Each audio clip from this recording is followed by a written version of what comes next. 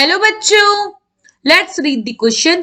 Correct order of ionization energy is option A, option B, option C and option D. So question में हमसे क्या पूछा है कि करेक्ट ऑर्डर क्या है आयोनाइजेशन एनर्जी का. तो सबसे पहले तो हम बात करें आयोनाइजेशन एनर्जी होती क्या है.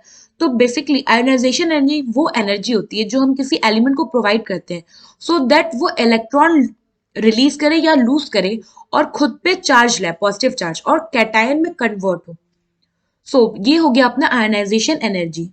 यहाँ पे जो हमने एनर्जी दी ये हो गई अपनी आयोनाइजेशन एनर्जी. नाउ अब हम देखते हैं हमारे पास क्या क्या एलिमेंट गिवन है. तो हमारे पास एलिमेंट में है कॉपर, जिंक एंड गैलियम. अगर हम इनका एटॉमिक नंबर देखें तो कॉपर होता है 29, जिंक होता है 30 एंड गैलियम होता है 31. इट मीन्स कि ये सेम पीरियड से बिलोंग करते हैं और इनका पीरियड होता है फोर्थ पीरियड. ना ये हो गया अपना फोर्थ पीरियड. अब हमें क्या पता करना है आयोनाइजेशन एनर्जी का ट्रेंड अलोंग द पीरियड. तो जैसा कि हम जानते हैं along the period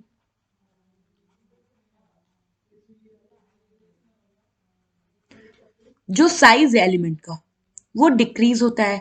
size decrease करता है तो जो effective nuclear charge which is Z effective, इसकी वैल्यू इंक्रीज करती है और इसके वैल्यू इंक्रीज करने के साथ साथ जो आयोनाइजेशन एनर्जी है वो भी इंक्रीज होता है. बट यहां पे एक एक्सेप्शन है. But half filled and full field electronic configuration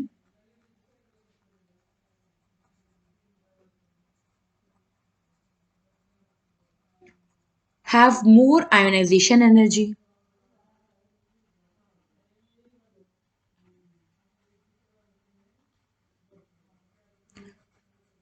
अब हम क्या करते हैं अपने जो एलिमेंट प्रोवाइडेड है इनकी इलेक्ट्रॉनिक कन्फिगुरेशन देखते हैं. सबसे पहले हमारे पास copper, atomic number 29.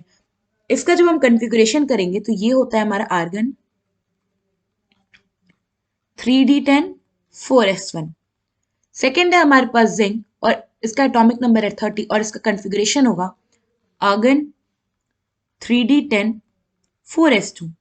And third है हमारे पास गैलियम जिसका एटॉमिक नंबर है 31 और इसका कन्फिगुरेशन होगा हमारा AR argon 3d10 4s2 4p1. ना अभी हमने देखा कि साइज डिक्रीज होता है और आयोनाइजेशन एनर्जी इंक्रीज होता है. बट अगर एलिमेंट हाफ फिल्ड या फुल फिल्ड हो तो उसका आयोनाइजेशन एनर्जी ज्यादा होता है. तो अगर आप यहाँ देखो कॉपर, जिंक और गैलियम में अलोंग द पीरियड हमारा गैलियम का सबसे ज्यादा आयोनाइजेशन एनर्जी होना चाहिए. बट यहाँ पे जो हमारा जिंक है वो उसका अगर ऑर्बिटल देखो तो ये क्या है, फुलफिल्ड है.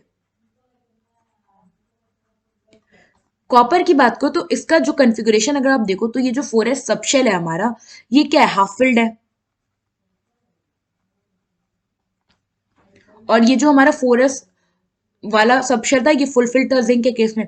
बट वहीं अगर गैलियम की केस में देखो तो यहाँ पे हमारा क्या है, पी सबशेल है और वो भी इसमें एक इलेक्ट्रॉन है.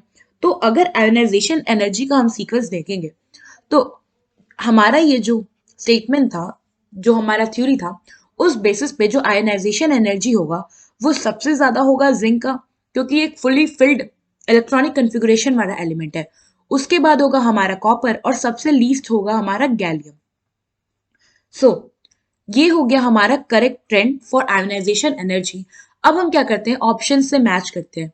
ऑप्शन ए में कह रहा है गैलियम सबसे ज्यादा है तो ये हमारा गलत है क्योंकि हमारा सबसे ज्यादा जिंक है, फिर कॉपर है, फिर गैलियम है.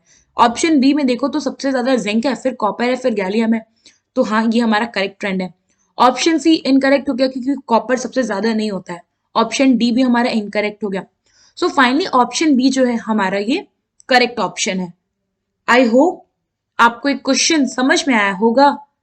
Thank you.